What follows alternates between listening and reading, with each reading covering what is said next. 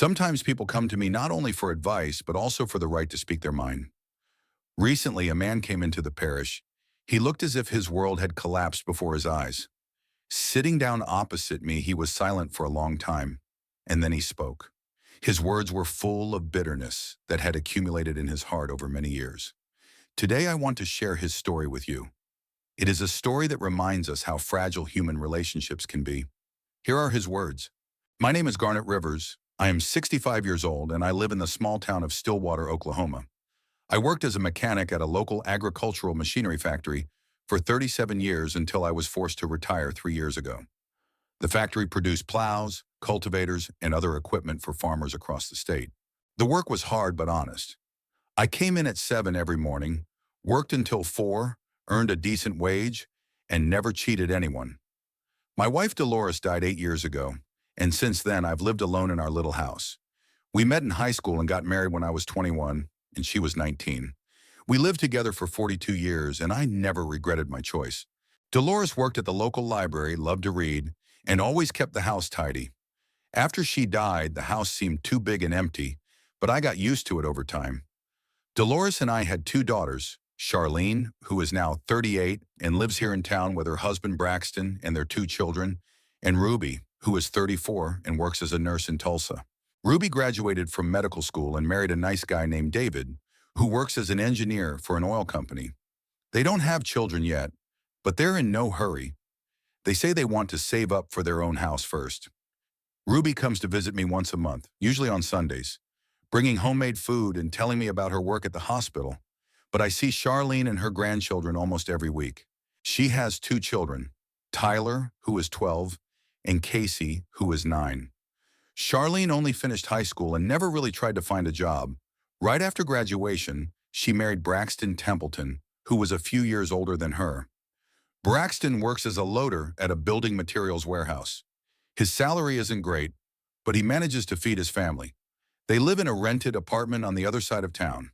My house is small but cozy, 2 bedrooms, a living room, a kitchen, and a small basement where I keep my preserves and tools. Dolores always loved order, and I try to keep the house in the same condition she left it. In the living room, there is an old leather sofa that we bought back in the 70s, an oak coffee table that I made myself, and a large TV that I bought after my wife's death. On the walls hang family photos, our wedding, our daughter's birthdays, graduations, the birth of our grandchildren. Behind the house is a 1/4-acre plot of land where I grow vegetables for myself and my neighbors. Every spring I plant tomatoes, cucumbers, zucchini, carrots, onions, and greens. Dolores taught me how to preserve vegetables for the winter, and now I have rows of jars of pickles and marinades in my basement. My neighbors often ask me to share my harvest, especially tomatoes. Mine turn out to be particularly large and sweet. I have a decent pension, about $1,400 a month, plus a small amount of savings that I accumulated over the years. The factory had a good pension plan, and I always set aside a percentage of my salary. Dolores always said I was too frugal, but now I'm grateful to her for teaching me how to budget and not spend money on nonsense. I have more than enough to live on. I can afford good food, pay all my bills without any problems, and sometimes buy something for the house or for my grandchildren. On that May morning, it was Wednesday, May 7th, I woke up at 6:30 a.m. out of habit. Although I can sleep longer now that I'm retired, after so many years of work, my body is used to getting up early. I had oatmeal with honey for breakfast, drank coffee, and went out to the garden around 8 a.m. The weather was excellent. The sun was shining brightly but not hotly. The temperature was 22 degrees Celsius, and there was a light breeze. It was perfect weather for working in the garden. I was digging in the garden, planting tomato seedlings that I had grown myself on the windowsill back in March. These were the Beefmaster and cherry varieties, which grow particularly well in our climate. I started preparing the seedlings at the end of February, sowing the seeds in special pots, watering them every day, and making sure they got enough light. By May, I had 24 strong seedlings that were ready to be transplanted into the open ground. I prepared the soil for the garden back in April. I dug it over and added compost, which I make myself from food waste and fallen leaves. Each tomato bush had to be carefully removed from the pot without damaging the roots. A hole of the appropriate size had to be dug. The plant had to be planted and immediately tied to a wooden stake. It's painstaking work, but I love it. There's something soothing about working with the earth. I was just tying the sixth young shoot to the stake when I heard a loud cry from the neighboring plot. I straightened up, stretched my back, and saw Norma running out of the Belcher house, a 72-year-old woman with whom we have been friends for many years. Norma was widowed 10 years ago and lives alone with her son Denver, who causes her nothing but trouble. "Help! Garnet, help!" she shouted, looking back and stumbling as she ran. Norma was dressed in a blue robe and slippers. Her gray hair was tousled and her face was contorted with horror. She ran unevenly, clutching her left side with her hand. Apparently her heart was hurting or she was simply out of breath. Her son Denver tumbled out of the house behind her. A man of about 45, unshaven, wearing a dirty t-shirt with holes and stretched jeans. He was holding an aluminum baseball bat, his face contorted with rage. I immediately realized he was drunk. His gait was unsteady, his eyes were bloodshot, and he was babbling something incomprehensible. Denver worked here and there, as a loader, a mechanic's assistant, a janitor, but never stayed anywhere for long. He mostly drank away the money his mother earned cleaning offices. "Where's the money, you old hag?" he yelled, waving the bat above his head. "I know you're hiding it. You think I'm stupid?" His voice was hoarse, his words slurred. It was clear that he had been drinking heavily, probably since morning, or maybe even since last night. Norma tripped over the garden hose and fell onto the grass near the fence separating our properties. The fence was wooden, about 6 feet high, painted white, with paint peeling in places. Norma was lying on her side, breathing heavily and clutching her chest. Denver was approaching her, and I realized I couldn't delay. I dropped the pot of seedlings I was holding, grabbed the shovel I had just been using to loosen the soil, and headed for the fence. The shovel was heavy, with a wooden handle and a steel blade, a reliable tool that I had been using for 15 years. "Hey, Denver!" I shouted, trying to sound firm and loud. "Leave my mother alone." He stopped and slowly turned to face me. His face was swollen, his beard unshaven for a week, his eyes red and angry. His t-shirt was stained with food and, judging by the smell, alcohol. He reeked of booze. "What are you getting at, old man?" he growled, swaying on his feet. "It's none of your business. She's my mother, and I'll do what I want with her." "Norma, get up and run into the house," I shouted to my neighbor, but she lay on the ground and didn't move, only breathing heavily. Denver looked at me with contempt and swung his bat. He hit the wooden fence with all his might where the boards were thinner. There was a loud crack, and 2 boards flew apart in splinters. He hit it again, then again, and a gap almost a meter wide formed in the fence. "Now I'll show you how not to mind your own business," he hissed, climbing over the broken fence onto my property. Denver stepped onto my land, breathing heavily and clutching the bat with both hands. Despite his drunkenness, he was a big man, taller than me, broader in the shoulders, and about 20 years younger. When sober, he could have easily crushed me. I gripped the shovel handle tighter and braced myself for a fight. In my youth, I had boxed in the army and even competed, but that was over 40 years ago. Now I was 65, and although I was in fairly good health, I didn't have the strength I used to. However, there was nowhere to retreat. Between us and the house was a garden bed with freshly planted tomatoes, and behind us was a shed. Denver staggered toward me, bat in hand. The alcohol clearly affected his coordination, but it did not diminish his anger. "You think I'm afraid of you, old man?" he yelled. "I'll show you how to talk to old farts." He swung the bat, aiming for my head. I instinctively jumped to the side, and the aluminum bat whizzed past my head, grazing the edge of my old baseball cap. I felt the wind from the blow on my skin, a little closer, and it would have hit me in the temple. While Denver was regaining his balance after his miss, I swung the shovel and hit him on the head with the flat side. I aimed for the temple but hit him just above it on the top of his head. It was a strong blow. After all, my hands are still strong from many years of working in a factory, and my anger gave me extra strength. Denver staggered, dropped the bat, which fell to the ground with a clang, and grabbed his head with both hands. "Damn you!" he groaned and fell to his knees. Blood from the wound on his head flowed between his fingers. I quickly jumped on him, twisted his arms behind his back, and pinned him to the ground, pressing my knee into his back. He tried to break free, cursing and threatening me with violence, but his strength had already left him, and I had no trouble keeping him on the ground. "Norma," I shouted to my neighbor, "call the police!" "Hurry." Norma somehow got to her feet, dusted off her robe, and hobbled toward her house. She moved slowly, holding onto the fence, but it was clear that she wasn't seriously injured. She had just been scared and fallen. Denver lay beneath me and continued to curse, but more quietly now. His head must have been hurting because he groaned several times. The bleeding had stopped. The wound wasn't as serious as it had seemed at first. "Let me go, you old goat," he muttered. "I'll show you." "Lie still," I replied. "The police will be here soon, and you'll explain everything to them." 15 minutes later, a police car pulled up to the house and 2 officers got out. Sergeant Miller, whom I had known since I was a boy, and a young constable whose name I didn't remember. Miller was the son of our former neighbor and attended the same school as my daughters, only a few years younger. "What happened here, Mr. Rivers?" Miller asked as he approached us. I briefly recounted what had happened. The constable handcuffed Denver and helped him to his feet. He swayed and mumbled something incomprehensible, but he no longer resisted. "This isn't the first call about Denver Belcher," Sergeant Miller said. "This time he'll definitely be locked up for a few months for assault and property damage. Do you have any witnesses?" I pointed to Norma, who was standing on her porch watching what was happening. Miller approached her and took her statement. Then he photographed the broken fence and asked me to write a statement. "Mr. Rivers, do you need to see a doctor?" asked the constable. "Maybe you have some bruises or something hurts?" I examined myself. There were no injuries, only a slight ache in my back from having to hold Denver down. "No, I'm fine," I replied. "But he should be taken to the hospital to have his head checked." They put Denver in the car and drove away. I was left alone on the property and began to assess the damage. The fence had been seriously damaged. 3 boards were completely broken, and 2 more were cracked.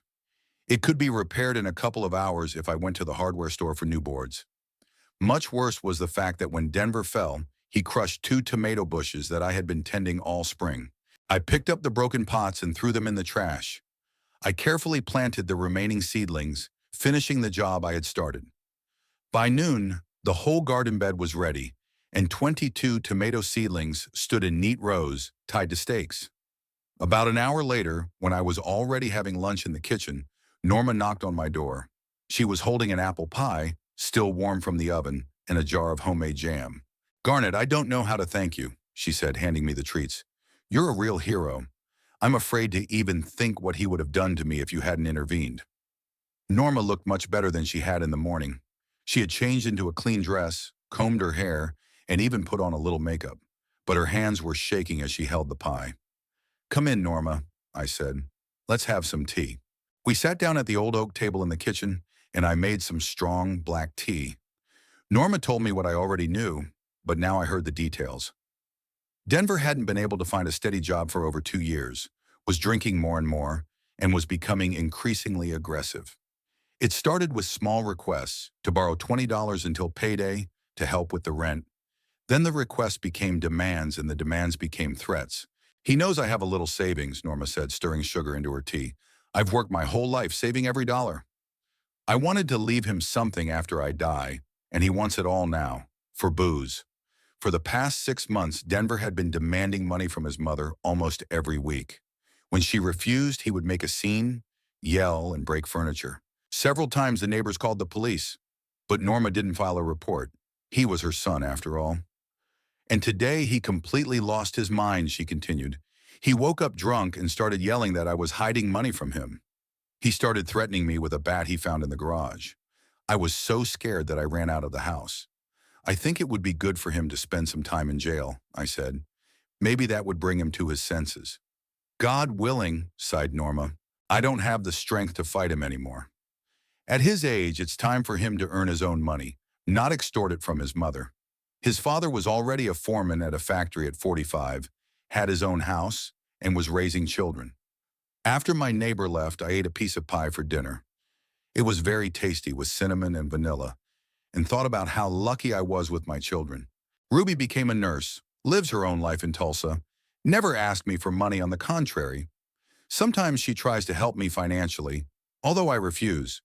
Charlene is married and raising two wonderful children, and although I don't always like Braxton, he's too hot-headed and likes to drink beer with his friends. He works honestly and supports his family as best he can. Of course, sometimes they ask for help buying clothes for their grandchildren for the new school year, or paying for unexpected expenses, car repairs, doctor's bills.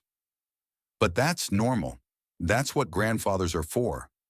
They never demanded money from me, never threatened me, never made a scene. They always asked politely and thanked me for my help. In the evening around 7 o'clock, Charlene's beat-up beige Honda Civic pulled up to the house. The car was old, about 10 years old, with a dent in the rear fender and suspicious noises coming from the engine. But it ran well.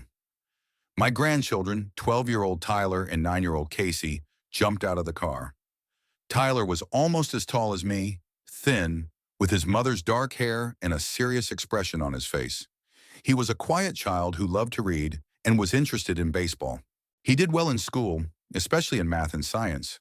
Casey was the complete opposite of her brother. Small, with her father's blonde hair, very lively and talkative. She danced, loved to draw, and could talk for hours about all sorts of nonsense. "Grandpa," Casey shouted, throwing her arms around my neck. "Is it true that you beat up the bad uncle today?"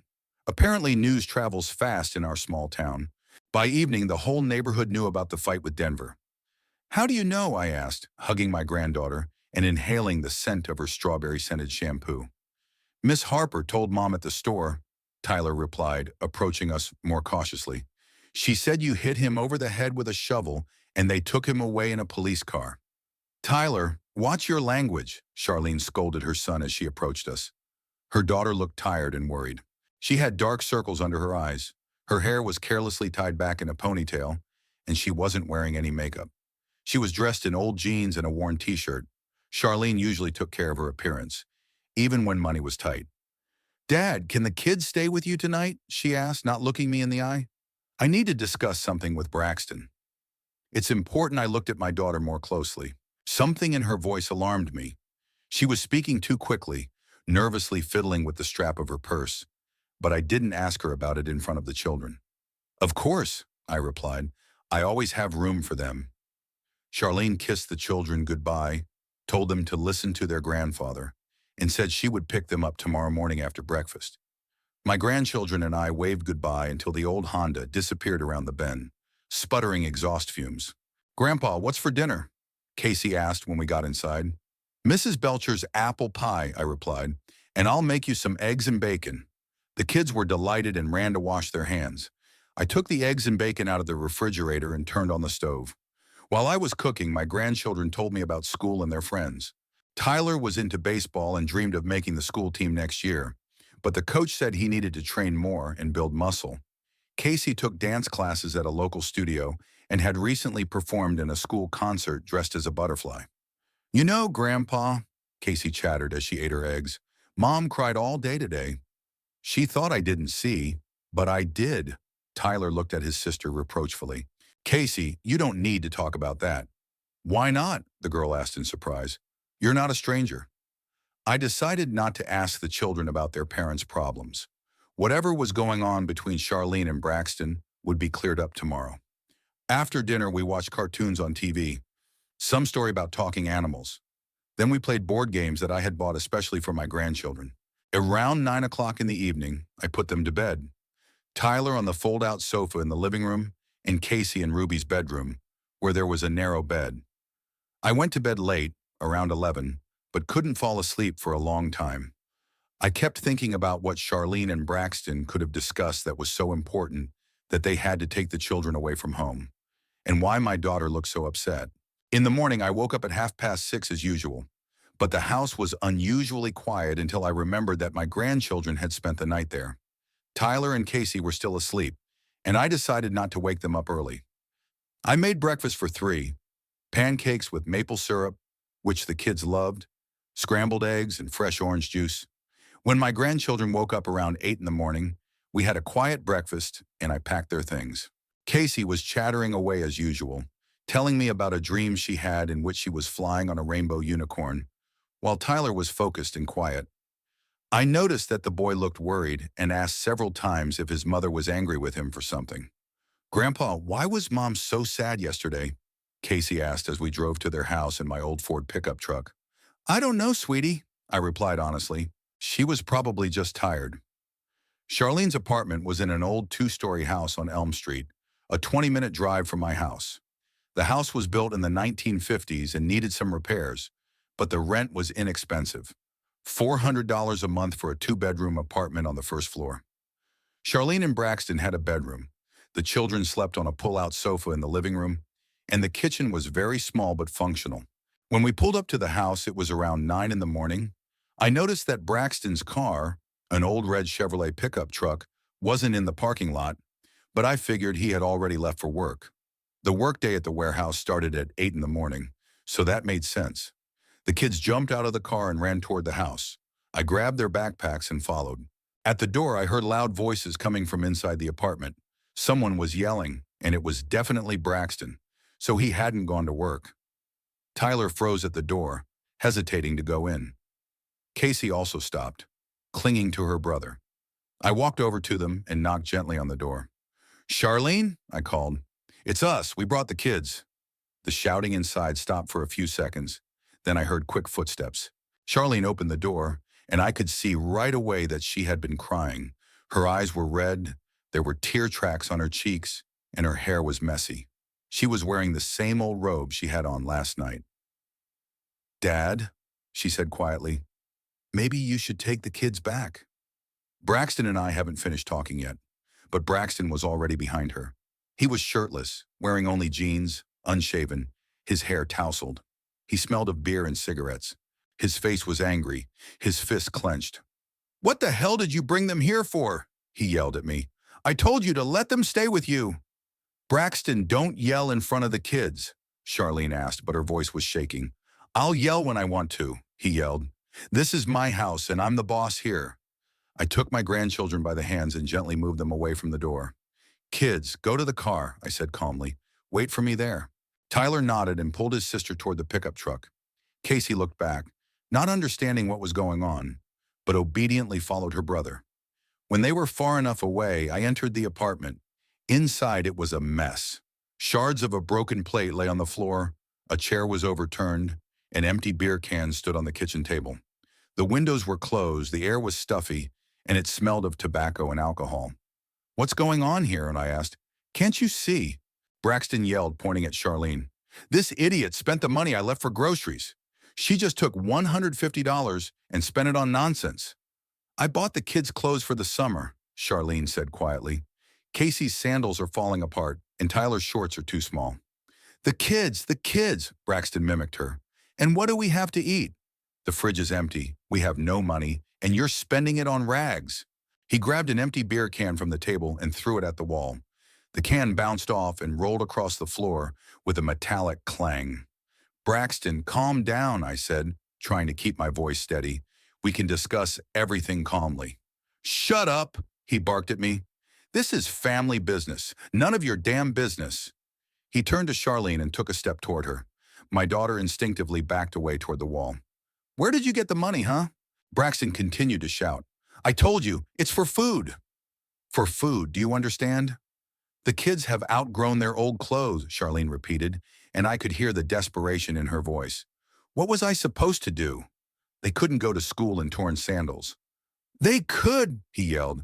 I wore shoes with holes in them when I was a kid, and nothing happened. You're a spoiled princess, used to having daddy buy you everything. I felt anger boiling up inside me, but I tried to hold back. I couldn't yell and scream in front of the children, even if they were sitting in the car. Braxton, I said as calmly as possible, if you need money for groceries, I can help. There's no need to argue about it. No need. He turned to me and I saw real anger in his eyes. Who asked you? I can feed my family myself. I don't need your handouts. Then why are you yelling at your wife for buying the kids the things they need? I couldn't hold back. That was a mistake. Braxton went completely berserk. Because she's a dumb cow, he yelled. A stupid cow who can't count money. She thinks I load bags of dollars at the factory. He grabbed another beer can from the table and threw it into the kitchen sink. The can hit the faucet and bounced off, splashing beer all over the sink. Braxton, stop it, Charlene asked. but her voice was even quieter now. Stop it, he mimicked, and you stop spending my money on nonsense. Stop thinking you're the queen here. He moved very close to her, looming over her. Charlene pressed her back against the wall and lowered her eyes. How many times have I told you? Every dollar counts. Braxton continued to yell. And what are you doing? Going to the store and buying all kinds of junk. It's not junk, Charlene said softly. It's clothes for our children. Ours? Braxton laughed maliciously. Maybe then you'll find a job and buy them clothes with your own money.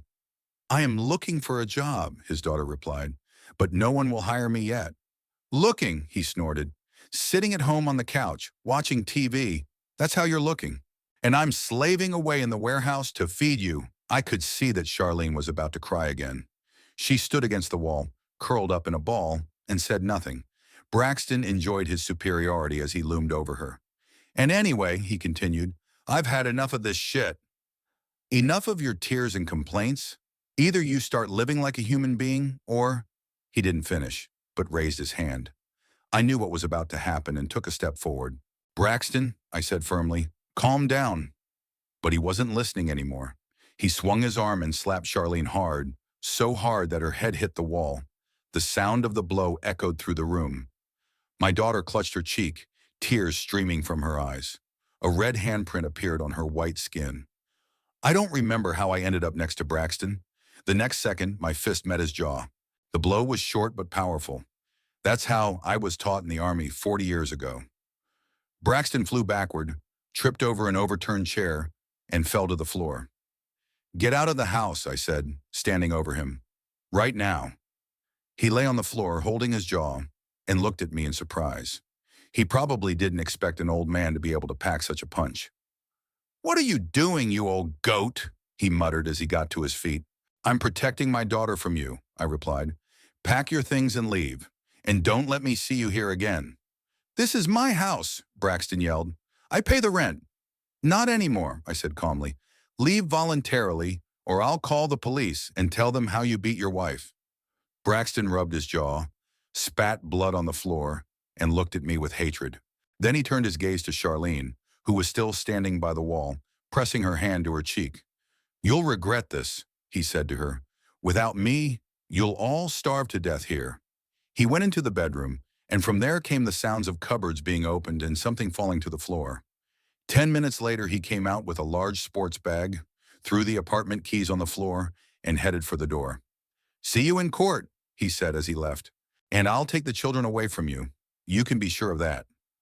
The door slammed and the apartment fell silent. Charlene slowly sank into a kitchen chair and began to cry. Quietly, hopelessly. I sat down next to her and put my arm around her shoulders. It's over, I said. He won't touch you anymore. Dad, she sobbed, I was so scared. He was getting worse and worse, angrier and angrier. I thought sooner or later he would kill me. Why didn't you tell me? I was ashamed, my daughter admitted. You warned me that he wasn't the right person for me. But I didn't listen.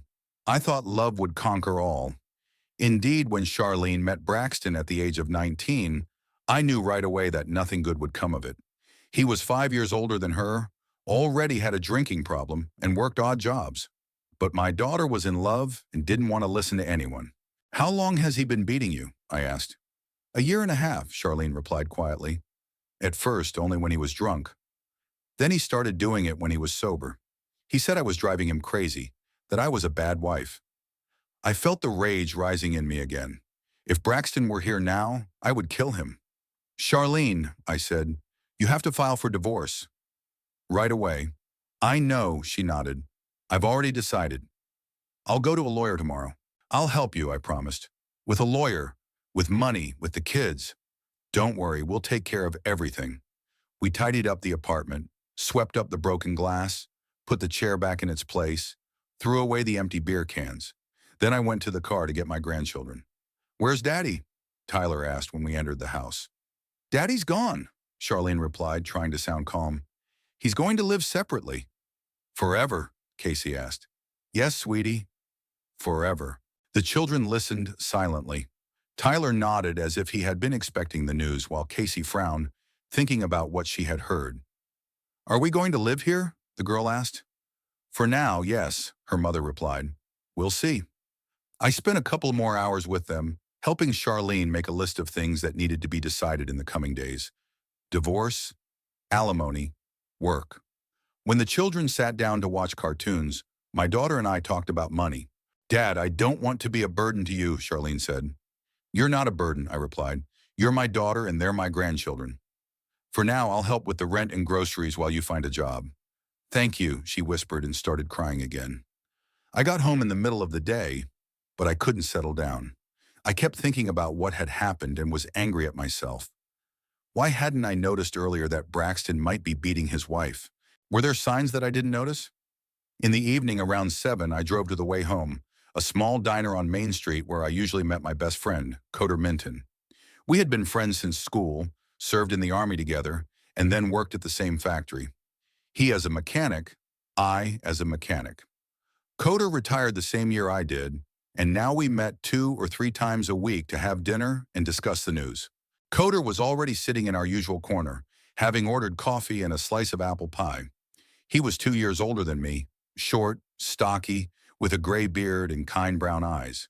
His wife had died before mine, and he had no children, so he lived all alone in a small house on the outskirts of town. Garnet, he said when I sat down at the table, you look like you've been run over by a train.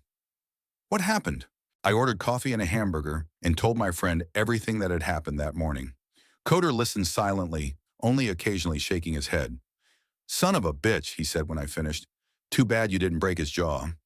I think so too, I admitted. He beat my daughter for a year and a half and I didn't even know. How could you have known? Coder objected. She hid it from you. These women always think that a man will change, that love will fix him. We had dinner and discussed what would happen next. Coder offered his help. He knew a lawyer named Stephen Clark who specialized in divorce cases. Clark is a smart guy, Coder said. He'll help you get everything in order, so that bastard can't take the kids away from you. Do you think he'll try? I asked. Definitely, my friend nodded. Guys like that always seek revenge. He'll demand custody despite his ex-wife. We agreed that Coder would call Clark tomorrow and set up a meeting. Then I told him about yesterday's fight with Denver Belcher, and Coder laughed. You're a real warrior, Garnet, he said. You took down 2 guys in 2 days. At our age, that's quite an achievement. I returned home around 9 in the evening, feeling exhausted. It had been a difficult day, but the right decisions had been made. Charlene was finally free from her tyrant, and her children would no longer have to watch their father beat their mother. Now the main thing was to help her daughter get back on her feet and start a new life. Lawyer Stephen Clark turned out to be a sensible man in his 50s, with gray temples and a calm voice. Coder was right in his recommendation. Clark took on Charlene's case and promised to get the divorce done quickly and without unnecessary complications. His fee was $1,500, which I paid without hesitation. Mr. Rivers, Clark said during our first meeting, your son-in-law has no real grounds to demand custody of the children. His unstable job, alcohol problems, and incidents of domestic violence all work against him. But he may try to complicate the process out of revenge. That's exactly what happened. Braxton hired a cheap lawyer and demanded joint custody, claiming that Charlene was incapable of providing for the children without his help. He even filed a counterclaim, accusing his wife of turning the children against him and spending the family's money on unnecessary purchases. But Clark worked professionally. He gathered testimony from neighbors who had heard shouting and arguments coming from Charlene's apartment, obtained a doctor's note about the bruises that his daughter had hidden under makeup, and presented the court with a complete picture of what was happening in the family. Braxton failed to appear at several hearings because he was drunk and once caused a scene right in the courtroom. The divorce was finalized 2 months later, in early August. Charlene was granted full custody of the children, and Braxton was given the right to see them on weekends under my supervision. The court awarded child support of $300 a month, but I knew right away that my daughter would hardly ever see that money. After the divorce, Braxton drank himself into oblivion, lost his job at the warehouse, and scraped by on odd jobs. All this time, I supported Charlene and my grandchildren entirely on my own. The rent for the apartment was $400 a month, utilities were about $150, and groceries were $300 to $400 a month. Plus, there were clothes for the children, school supplies, and medical expenses. In total, it came to about $1,000 a month, but that wasn't critical for my budget. My pension was $1,400 a month, plus I had savings, about $30,000 in my bank account. I had been saving this money my whole life for a rainy day, and now that day had come. Dolores always said that money should work for the family, not sit dead in the bank. The first month after the divorce, Charlene was depressed and confused. She hardly left the house, cried a lot, and often sat by the window staring into space. I understood that she needed time to recover from everything she had been through. Divorce, even from a husband like Braxton, is stressful. You can't erase 13 years of living together from your memory in a single day. I helped as best I could. Every morning I took my grandchildren to school in my pickup truck, and in the afternoon I picked them up and took them home. I bought them new backpacks, notebooks, pencils, everything they needed for the new school year. Tyler went into 7th grade and Casey into 4th. Both were good students, and their teacher's only complaint was that Tyler was sometimes distracted in class. The boy's upset about his parents' divorce. His homeroom teacher, Mrs. Davis, explained to me, "It's a normal reaction. The main thing is to provide stability at home."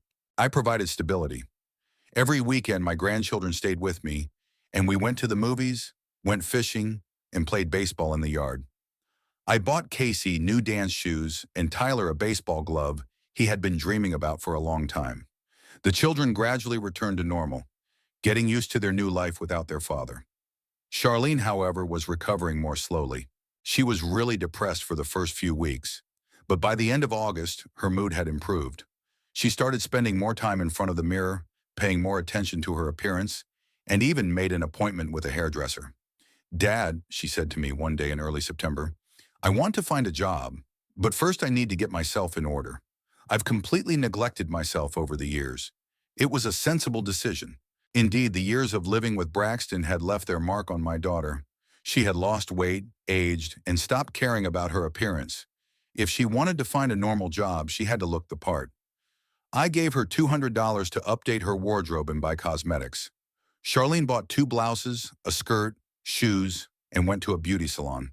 She came back transformed, with a new haircut, manicure, and makeup. She looked 10 years younger.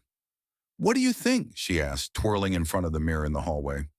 "Very beautiful," I replied honestly. "Now you can look for a job." But the job search dragged on.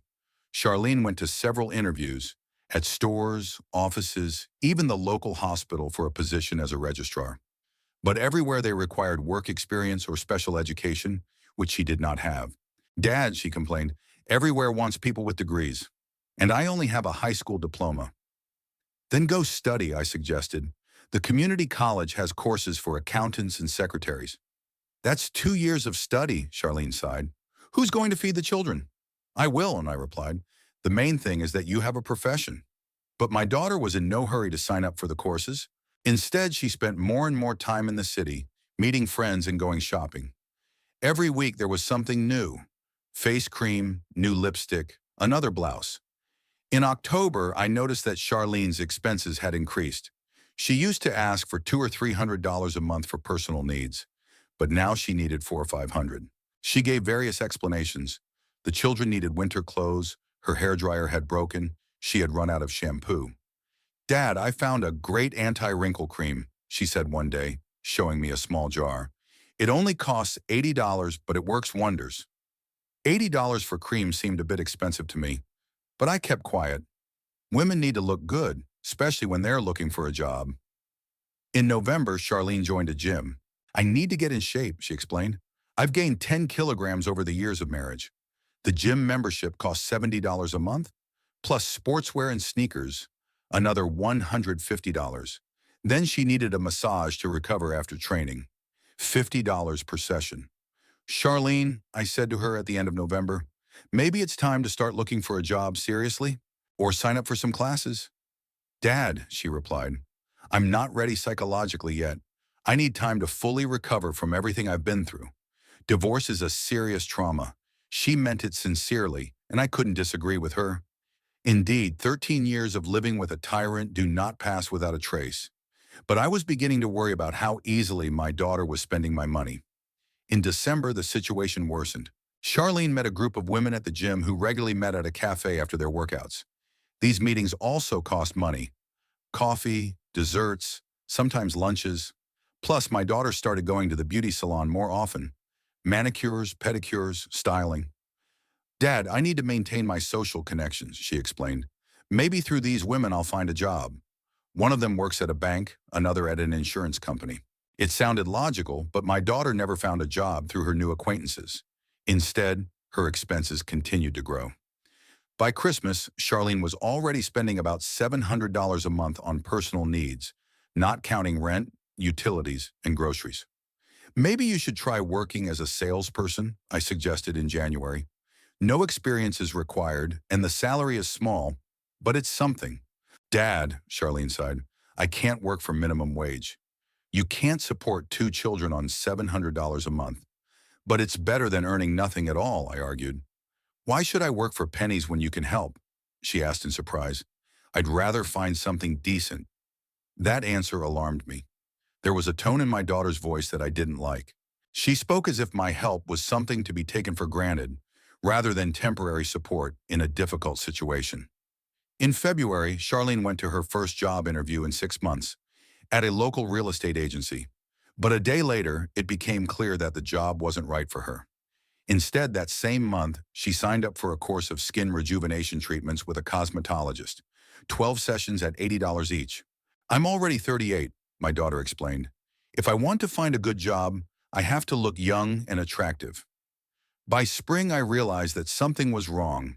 In the 8 months since the divorce, I had spent about $9,000 on Charlene and my grandchildren. It was a considerable amount, and most importantly, I saw no progress in her job search. My daughter had transformed into a well-groomed, beautiful woman who went to the gym every day, regularly visited the beauty salon, and met her friends in cafes. But she had no intention of working. Charlene, I said to her in March, it's been 8 months. Maybe it's time to take any job and then look for something better. Dad, she replied in a tone that sounded irritated, I can't just work anywhere. I have children and a reputation. I'll find something suitable. I just need a little more time. How much time? I asked bluntly. I don't know, my daughter shrugged, until I find it. That same evening, I met with Coder at our usual diner and told him about my doubts. Garnet, my friend said, I think your daughter's too comfortable. Why should she work when her dad pays for everything? But she is looking for a job, I objected. She goes to interviews. She goes through the motions. Coder shook his head. A real mother of two would go to work as a saleswoman, a waitress, a cleaner, anything to get off her father's back. My friend's words hurt me because deep down I thought the same thing, but admitting it to myself was painful. It turned out that my daughter was taking advantage of my kindness and had no intention of becoming independent. What should I do? I asked. Give her an ultimatum, Coder replied. Give her a month to find a job, any job, and if she doesn't find one, stop financial support. What about the children? I asked. What are they guilty of? The children won't go missing, my friend said confidently. When their mother realizes that the free ride is over, she'll quickly find a way to feed them. I drove home deep in thought. On the one hand, Coder was right. Charlene had become too relaxed over the past few months. On the other hand, she was still my daughter, and my grandchildren were my flesh and blood. How could I leave them without help? But the numbers spoke for themselves. In the 8 months since her divorce, my daughter hadn't earned a single dollar, but she had spent almost $9,000 of my dollars. And she was spending more and more. If in August she needed $1,000 a month, now she needed $1,500. My savings were dwindling. Of the $30,000, just over $20,000 remain. At this rate, in a year, I would have to go into debt or sell the house. That evening, I sat in Dolores's chair for a long time and thought about what my wife would have done in this situation. Dolores was a wise woman. She would have found the right solution. She would probably have talked to our daughter frankly, without beating around the bush, and explained to her that help should be temporary, not permanent. But I wasn't ready for such a conversation yet. I still hoped that Charlene would understand and find a job on her own. Maybe she really needed a little more time. The next 3 months followed the same pattern. Charlene continued to live off my money, showing little enthusiasm in her search for work. Sometimes she mentioned that she had called some company or sent a resume, but it rarely led to actual interviews. On the other hand, her expenses grew steadily. In April, my daughter signed up for makeup classes, $120 for 8 lessons. In May, she bought a new summer wardrobe, $300 for dresses, blouses, and shoes. In June, she decided she needed a personal trainer at the gym because group classes weren't effective enough. Personal training cost $80 an hour, and Charlene went to the trainer twice a week. "Dad, I need to stay in good shape," she explained. "When I find a job, I have to look my best." I was starting to lose patience, but I continued to pay. In the end, the expenses for my daughter and grandchildren still fit within my budget, although my savings continued to dwindle. By June, there was just over $15,000 left in the account, out of the original $30,000. My grandchildren got used to their new life. Tyler finished 7th grade with good grades and signed up for summer baseball league. I bought him a new uniform and a professional bat for $150. Casey continued to dance and was preparing for her summer concert. She needed a special costume for $80 and new dance shoes. The children were happy. They got everything they wanted without asking too many questions about where the money came from. For them, their grandfather was an inexhaustible source of good things. He bought them toys, sweets, clothes, paid for their extracurricular activities and entertainment. They got used to this lifestyle and considered it normal. But what bothered me most was Charlene's behavior. In the years since the divorce, she had changed dramatically. From a frightened, tormented woman, she had turned into a confident lady who went to the gym every day, met with friends in cafes, and spent money on all kinds of pleasures. She clearly enjoyed her new life and had no intention of changing anything. "I like who I've become," she confessed to me at the end of May. "For the first time in many years, I feel truly free and happy." I understood her feelings, but I was concerned that this freedom and happiness were being paid for out of my pocket. My daughter took my help for granted, never thanked me, and never asked about my financial situation. In June, something happened that finally opened my eyes. I arrived as usual to pick up my grandchildren for the weekend and saw an unfamiliar car parked near Charlene's house. A bright red Ford pickup truck, obviously new, with shiny chrome details and leather seats. "Whose car is this?" I asked Tyler, who ran out to meet me. "Mom's," the boy replied proudly. "She bought it yesterday." "Cool, huh?" I felt the ground slip away from under my feet. The new pickup truck cost at least $20,000 to $25,000. Where could Charlene have gotten that kind of money? My daughter came out of the house wearing a new summer dress and sunglasses. "Do you like it?" she asked, pointing to the pickup truck. "I've been dreaming about a car like this for a long time." "Charlene," I said, trying to keep my voice calm, "where did you get the money for this car?" "I took out a loan," she replied casually, as if she were talking about buying a loaf of bread. "The bank said that with my income, I could afford such a purchase." "What income?" I didn't understand. "You don't work." "Well, I indicated that I receive assistance from relatives." My daughter shrugged. "The bank counted it as stable income." I was shocked. It turned out that Charlene had taken out a loan, indicating my financial assistance as her income. And now the bank will require her to make monthly payments, which she clearly cannot do on her own. "How much does she have to pay per month?" I asked. $450, Charlene replied. "But that's not a problem, right, Dad?" I realized that she expected me to agree to pay for this loan as well. For her, it was natural. If Grandpa helps with rent and groceries, then he'll help with the car too. "Charlene, I need to talk to you," I said. "Kids, go inside." The grandchildren ran off to play in the yard, and we were left alone by the brand new pickup truck. "Do you understand what you're doing?" I asked my daughter. "You've taken out a loan for a car you can't afford." "Why can't I?" Charlene asked in surprise. "I need a reliable car to drive to job interviews." "My old Honda is falling apart. A car that costs $5,000 to $7,000 would be fine for looking for a job," I objected. "But you bought a pickup truck for $25,000. "Dad," my daughter said in the tone you use to explain something to a child, "cheap cars break down all the time. I have children. I need safety and reliability." "And who's going to pay the loan?" I asked bluntly. Charlene looked at me in surprise as if I had asked a stupid question. "Well, you're helping me for now," she said. "And when I find a job, I'll pay it off myself." "What if you don't find a job in the next few months?" "I will," my daughter replied confidently. "Sooner or later, I will." I realized that the conversation was going nowhere. Charlene didn't see a problem with taking out a loan for money she didn't have. She was absolutely sure that I would continue to support her. Dad, she continued, if you're worried about money, you don't have to buy me clothes and cosmetics anymore. Just pay for the essentials, rent, utilities, and the car loan.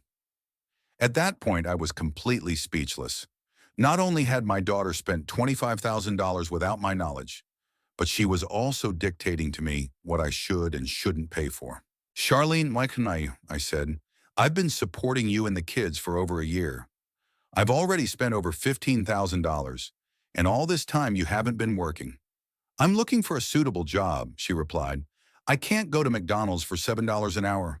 Why not? I asked. $7 an hour is $1,200 a month, plus tips.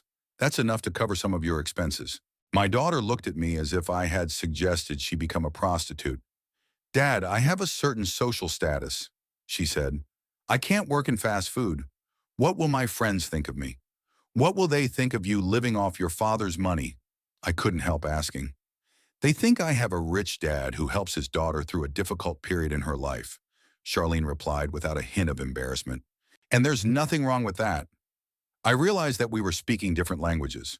For me, helping my family was a temporary measure in a critical situation. For my daughter, it had become a way of life that she had no intention of changing. Charlene, I said slowly, what will happen if I can no longer help you? My daughter's expression changed. Her carefree attitude disappeared, and her eyes turned cold. What do you mean? She asked. My savings aren't endless, I explained. In 1 year, I spent half of the money I had saved my entire life on you. Dad, Charlene said, a steely note creeping into her voice, you do realize that the children are used to a certain standard of living, don't you? They go to a good school, they play sports and dance, they have everything they need. Yes, I understand, I nodded. And you don't want your grandchildren to suffer because of a lack of money? Of course not. Then what's the problem? Charlene smiled, but it was a cold smile. You'll help us, and I'll look for a job. When I find one, I'll start paying myself, and if you don't find one. My daughter paused for a few seconds, looking me straight in the eye. I will, she repeated, but until I do, you'll help, because otherwise the children will suffer. I sensed a veiled threat in her words. Not direct, but clear enough. If I stopped providing financial support, the children would indeed suffer, and that meant I would be to blame for their suffering. Okay, I said, let's talk about this later. Give me some time to think. Sure, Dad, Charlene agreed, and the carefree tone returned to her voice. Just don't think about it too long. The first loan payment is due next month. I picked up my grandchildren and drove home, but I couldn't get over what I had heard the whole way. My daughter, whom I had raised, loved, and protected, was essentially blackmailing me, using the children as leverage. Over the weekend, I tried not to let my grandchildren see how I was feeling. I played with them, cooked meals, and watched cartoons. But my thoughts kept returning to my conversation with Charlene. The more I thought about it, the clearer it became that I had fallen into a trap. My daughter was absolutely certain that I would not be able to refuse her help because I would not want to hurt my grandchildren. And she was right. I was indeed ready to do anything for Tyler and Casey. But it turned out that my love for my grandchildren had become a tool for blackmail. On Sunday evening, when I brought the children home, Charlene met me at the door with a businesslike look on her face. Dad, I've calculated our expenses for next month, she said, handing me a piece of paper. Rent is $400, utilities are $150, groceries are $400, car loan is $450. That's a total of $1,400. I took the sheet and looked at the neatly written numbers. My daughter had drawn up a real budget as if she were planning family expenses. Only the money in this budget was mine. Plus unexpected expenses, Charlene continued. Clothes for the kids, school supplies, medical expenses, another $300 or $400 a month. That comes to almost $1,800, I calculated. Yes, about that, my daughter nodded. But that's just the bare minimum. I've already given up my personal trainer and makeup classes. What a sacrifice, I thought. She gave up a personal trainer that cost more than $600 a month. Charlene, I said, I need to think about it. What do you need to think about? She asked, surprised. The children need to eat, live in normal conditions, and drive to school in a reliable car. These are basic needs. Basic needs can be met with less money, I objected. My daughter's face hardened. Dad, she said slowly, if you want to continue seeing your grandchildren, you have to pay our expenses, including the car loan. There it was, an open threat. No more hints or innuendo. Either I pay or I lose my grandchildren. You're blackmailing me with the children, I stated. I'm protecting my children's interests, Charlene replied.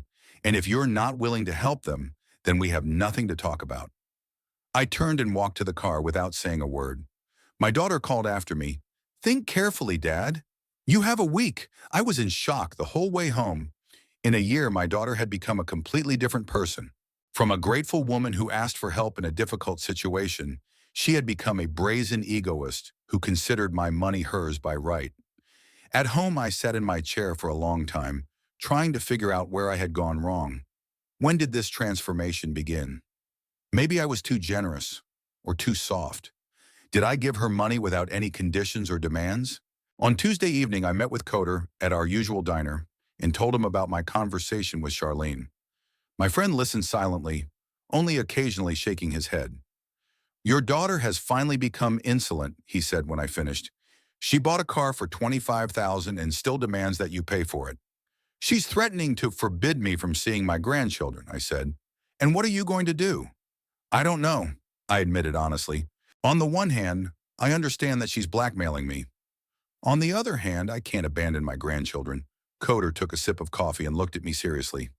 Garnet, he said, if you don't stop this nonsense now, you won't have a penny left in a year. And your daughter will find new ways to squeeze money out of you.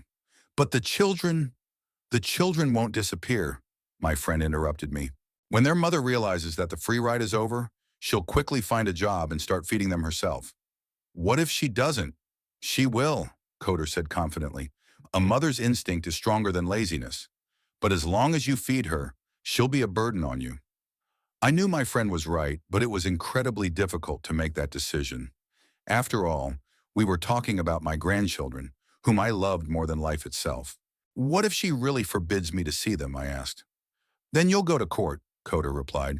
You have grandfather's rights, especially if you can prove that the mother is using the children for blackmail. We sat in the diner until late in the evening, discussing the situation. Coder made reasonable arguments, but I found them difficult to accept. After all, he was single and couldn't fully understand the feelings of a grandfather. But by the end of the week, I had made my decision. Charlene had gone too far, buying a car on credit without my knowledge, budgeting my money, openly threatening to take my grandchildren away. All of this crossed every line. I would no longer pay my daughter's bills. Let her learn to live independently like an adult woman. And if she tried to use the children as a tool for blackmail, I would find ways to fight it. The decision was made. All that remained was to find the strength to carry it out. The following Thursday, exactly 1 week after our last conversation, Charlene came to my house. It was around 2 in the afternoon, and I was working in the garden, weeding the carrot beds. Hearing the sound of a car, I turned around and saw a red pickup truck pulling up to the house. My daughter got out of the car in a good mood, wearing a new summer dress and sunglasses. She looked rested and happy with life. She had obviously spent the morning at the gym or the beauty salon. Hi, Dad, she said, approaching the garden bed. How are you? Fine, I replied without stopping my work. And you? Great, Charlene smiled. Listen, I need money for this month. The 1st of July is the day after tomorrow, and I have to pay the rent. Here it is, the moment of truth. I stuck the hoe in the ground and straightened up, looking my daughter in the face. Charlene, I said calmly, I'm not going to help you with money anymore. The smile on her face slowly faded. What did you say? She asked. I said I won't be paying your bills anymore. I repeated. No rent, no utilities, no car loan, nothing. Charlene took off her sunglasses and looked at me in confusion. Dad, is this some kind of joke? No, it's not a joke, I replied. In the last year and a half, I've spent over $17,000 on you, and you haven't earned a cent during that time. But I'm looking for a job, my daughter protested. You've been looking for over a year, I said, and you're spending more and more money. You bought a car for $25,000. You go to the gym, to beauty salons. You meet your friends in cafes. I need to maintain a certain standard to find a good job. You can find a good job without a $25,000 car, I replied. You can work as a salesperson, a waitress, a cleaner. Any honest job is better than living off other people's money. Charlene's face turned red with anger. I won't work as a cleaner, she shouted. I have children, a reputation. Then find another job, I said calmly. But look seriously, not just for show, and live on what you earn yourself. My daughter stood in front of me, clenching her fists, and I could see that she was trying to contain her rage. Dad, she said through clenched teeth, you can't just take us and leave us like that. I have children. I'm not abandoning my children, I replied. Tyler and Casey can always come to my house to eat and sleep if they need to, but I'm not going to support a healthy adult woman who doesn't want to work anymore. How am I going to pay the rent? Charlene asked. Find a job and pay it, I said. Or sell your car and pay with that money while you look for a job. Sell my car? My daughter's voice rose to a shout. Are you crazy? I need a car. You need a car you can afford, I replied, not a $25,000 pickup truck. Charlene paced back and forth in the garden, nervously twisting the strap of her purse. Then she stopped and looked at me with cold anger. Fine, she said slowly. If you don't want to help your grandchildren, you won't see them anymore. That's your decision, I replied, though my heart ached. My decision? Snorted my daughter. You're abandoning them. You're abandoning your grandchildren for money. I'm not abandoning my grandchildren, I repeated. I refuse to support their mother, who doesn't want to work. We can't survive without your money, Charlene shouted. The children will starve. Then go to work, I said. The city is full of job openings. A waitress in a diner makes $1,200 a month plus tips. A salesperson in a store makes $1,000. That's enough for rent and groceries. You can't live on that kind of money. Yes, you can, I replied. Millions of people in this country live on those kinds of salaries, and they're fine. They survive. My daughter stood in front of me, her face contorted with anger. I saw hatred in her eyes, real, undisguised hatred. You'll regret this, she hissed. The children will ask where their grandfather is, and I'll tell them that he abandoned us. That money is more important to him than his grandchildren. Those words hit me where it hurt the most, but I stood my ground. Say what you want, I replied. When the children grow up, they'll understand the truth. Charlene turned and walked to the car, but halfway there, she stopped and turned around. This is the last time I'm asking, she said. Are you going to help or not? No, I replied firmly. My daughter got into the pickup truck, slammed the door, and sped away with a screech of tires. I was left alone in the garden, feeling devastated. The decision was the right one, but that didn't make it any easier. The next few days dragged on painfully. I kept thinking about my grandchildren, imagining them asking about their grandfather and Charlene telling them what a bad person I was. Several times I was tempted to call my daughter, but I held back. Coder was right. If I gave in now, Charlene would realize she could manipulate me as much as she wanted. On Sunday evening, I met a friend at a diner and told him about my conversation with my daughter. You did the right thing, Coder approved. It's tough, but it's right. Now the main thing is not to give up. What if she really won't let me see the kids, I asked. Then we'll go to a lawyer, my friend replied. Ekon, grandfathers have rights, especially if their daughter is using the children to blackmail them. But I hoped it wouldn't go to court. Somewhere deep down, I believed that Charlene would come to her senses, find a job, and everything would work out. A week passed. On Tuesday morning, I was watering the flowers on the porch when I saw a familiar red pickup truck slowly approaching the house. The car stopped, but Charlene didn't get out for a long time. Finally, the door opened, and I saw my daughter. She looked completely different. Her hair was unstyled, she wore no makeup, and she was dressed in old jeans and a wrinkled t-shirt. But the most important thing was the expression on her face. Instead of her usual confidence, I saw confusion and despair. Dad, she said as she approached the porch, can we talk? Sure, I replied, continuing to water the flowers. Charlene sat down on the porch steps and wrapped her arms around her knees. I need your help, she said quietly. What kind of help? Money, my daughter admitted. I don't have any money for groceries. The kids have been eating nothing but pasta for 2 days. I put down the watering can and looked at Charlene closely. She really did look bad. She had lost weight, had dark circles under her eyes and her hands were shaking. "What about work?" I asked. "I haven't found anything yet," she replied, "but I'm actively looking, I promise. I had 2 interviews yesterday. And one place requires experience as a cashier, the other requires night shifts. Who will stay with the children at night?" I sat down next to my daughter on the steps. "Charlene, what happened this week?" She paused, looking at the ground. "I couldn't pay the rent on Monday," she admitted. "The landlord gave me until the end of the week. If I don't pay, he'll evict me." "What about the car?" "The first loan payment is also overdue. The bank calls every day, threatening to take the car away. That's what buying a car for $25,000 had led to." Charlene had driven herself into a financial trap from which there was no easy way out.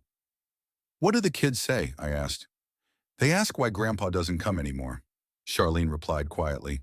"Tyler guesses that we had a falling out, and Casey cries and wants to visit you." My heart ached. I imagined my granddaughter crying, not understanding why her grandfather had disappeared from her life. "Where are the kids now?" I asked. "At home," my daughter replied. "I told them I was going to the grocery store." "Go get them and bring them here," I said. "I'll feed them properly." Charlene's face lit up with hope. "Thank you, Dad. I knew you wouldn't abandon your grandchildren." "I would never abandon my grandchildren," I confirmed. "But that doesn't mean I'm going to support you." My daughter's expression changed. "So you'll help after all?" "I'll feed the children," I replied. "If they're hungry, they can always come to me to eat. But I won't give you any money." "Dad, but how will I pay the rent?"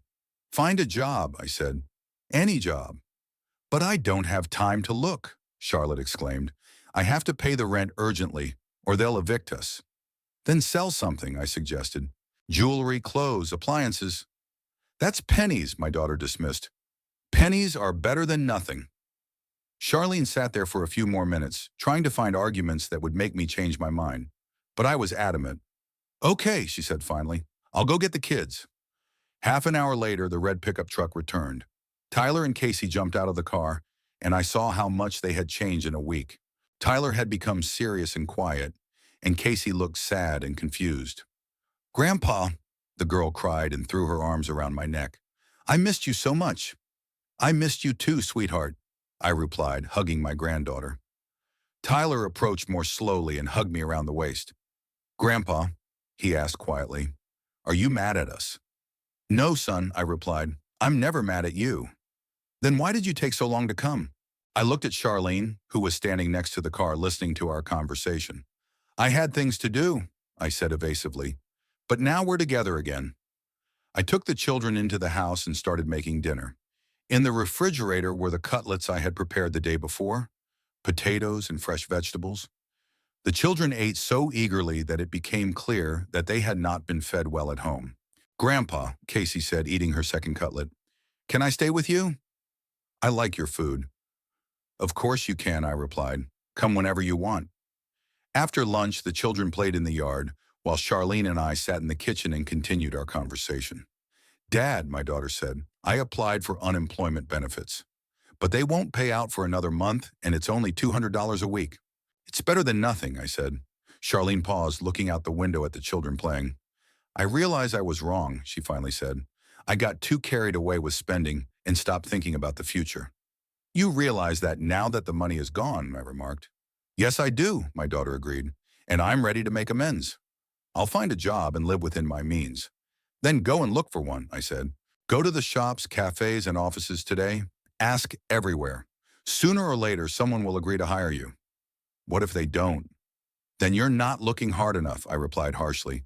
"Our city always needs salespeople, waitresses, cleaners." "But I told you I can't work as a cleaner." "You can," I objected. "You just don't want to." "And now you have no choice." Charlene sat silently, and I could see that she was trying to find some other way out. But there wasn't one. It was either work or poverty. "Okay," she said finally. "I'll go look for a job tomorrow." "Any job. Not tomorrow. Today," I corrected her. "Right now." "But it's already evening." "Cafes and restaurants are open in the evening." "Go there and ask." My daughter realized that I wasn't going to back down. She said goodbye to the children and left to look for work. My grandchildren stayed with me for the night. In the evening, while we were watching cartoons, Tyler asked, "Grandpa, Mom says we don't have any money. Is that true? Yes, I replied honestly. Mom doesn't have a job right now, so we don't have much money. Why isn't she working? She's looking for a good job, I said. She'll find one soon. Are we going to starve? Casey asked fearfully. No, I assured the children. If there's nothing to eat at home, come to me. I'll always feed you. The next morning, Charlene came to pick up the children for school. She looked even worse than yesterday. It was clear she hadn't slept well. How's the job search going? I asked. I went to 4 places, my daughter replied. Everywhere they say they'll think about it and call me back. Then keep looking.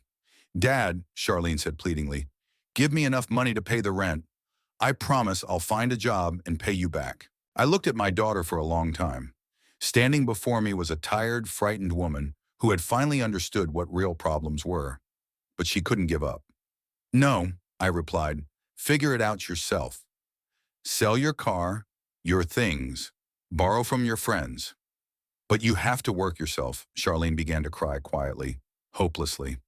What am I supposed to do? She asked through her tears. What all normal people do, I replied. Work to feed your children. My daughter wiped her tears and nodded. Okay, she said, I'll find a job. Any job. She took the children to school, and I stayed home with a heavy heart, but with the firm conviction that I was doing the right thing. Charlene had to learn to live on her own, and the sooner that happened, the better for everyone. I summed up this story with 3 things. First, silence does not solve problems. It is important to talk about pain. Second, love without respect turns into humiliation. Third, sometimes leaving is not a sign of weakness, but of strength. What do you think? Is it worth fighting to the end, or is it better to save yourself? Write your opinion in the comments and tell us where you are listening to us from.